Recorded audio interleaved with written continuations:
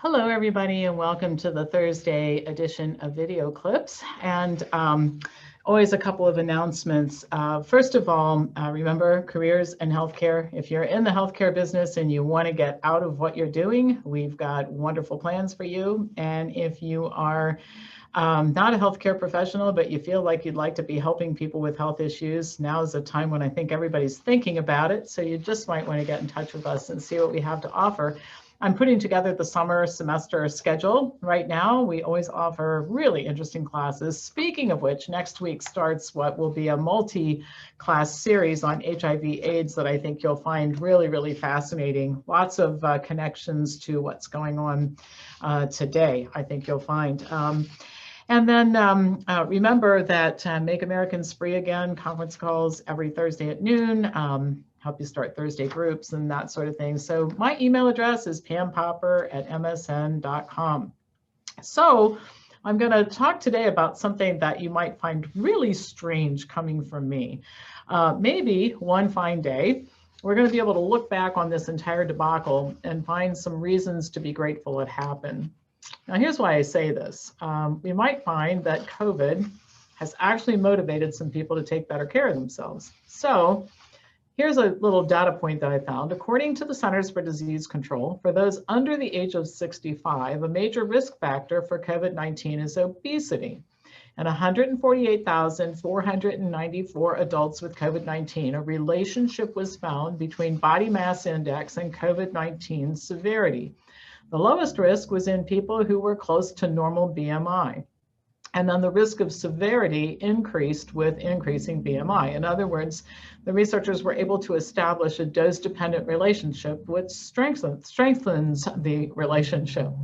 Overweight and obesity were risk factors for hospitalization, ICU admission, use of mechanical ventilation, and death. The mechanism of action, according to the researchers, is likely chronic inflammation resulting from obesity. Inflammation disrupts immune response to pathogens. Excess weight impairs lung function, and it's also a risk factor for other comorbidities that increase the risk of COVID-19, like type 2 diabetes and heart disease. Now, here's the part that's kind of frightening when you think about it. About 42.4% of American adults are obese today, according to the Centers for Disease Control. And this is likely a pretty low estimate because our definition of overweight and obesity and normal versus normal weight, really liberal compared to a lot of other countries. If you picked up the population of the United States and you just dropped it into Canada, for example, we'd find out that a whole lot more, a bigger percentage of our people are overweight and obese. So even so, with that very liberal definition, we're at 42.4%. Well, why does this matter? Well, obesity is a solvable problem. Now, notice I didn't say it's easily solvable, but it's solvable for people who really want to do something about it.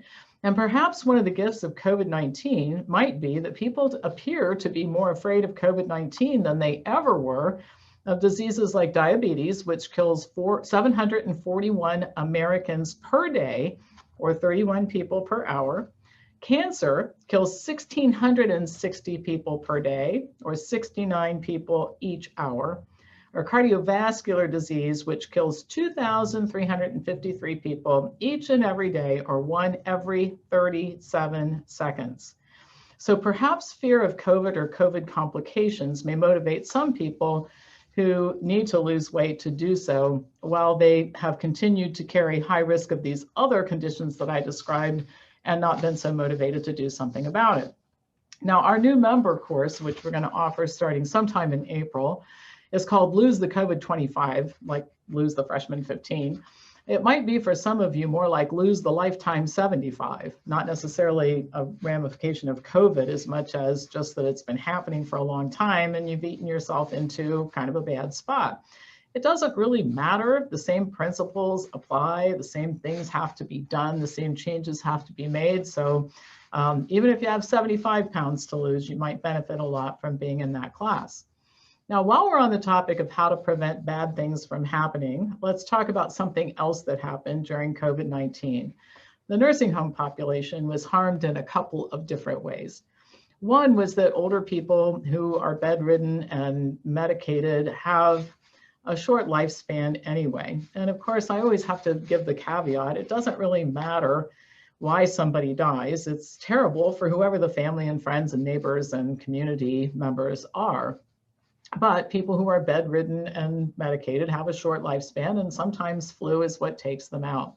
And there really, for all the talk of protection, didn't seem to protect very much, because older people in nursing homes died of COVID.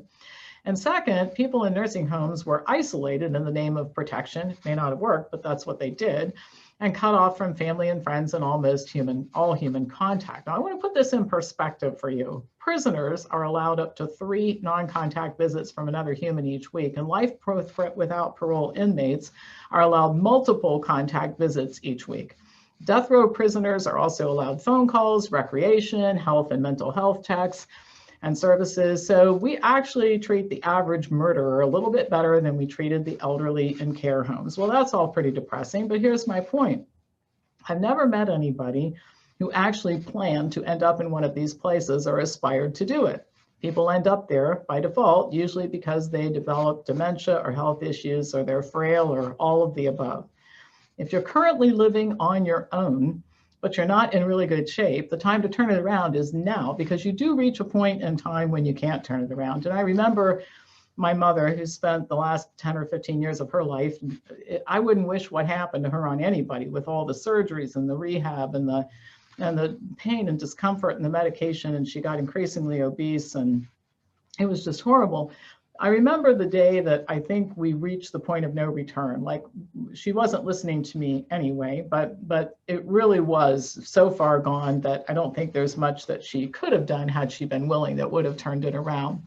So if you're living on your own, you're overweight or obese, or you have diabetes, or whatever is wrong with you at this point in time, you have the chance to do something about it. And this other course that we're going to offer for members, it's all included in your membership, is how health lessons of COVID-19. And I think one of the health lessons of COVID-19 is that if you don't like what happened to other people in nursing homes, don't end up in a nursing home.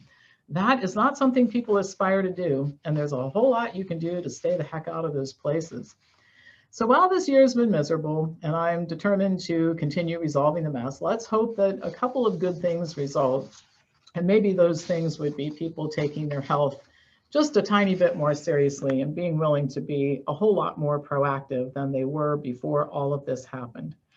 All right, that's all for today. And as usual, I want you to pass this on to anybody who you think would enjoy watching it. And remember that if you want to see videos on Wednesday and Friday, you have to direct subscribe, because we post in various places, and we'll send you a link.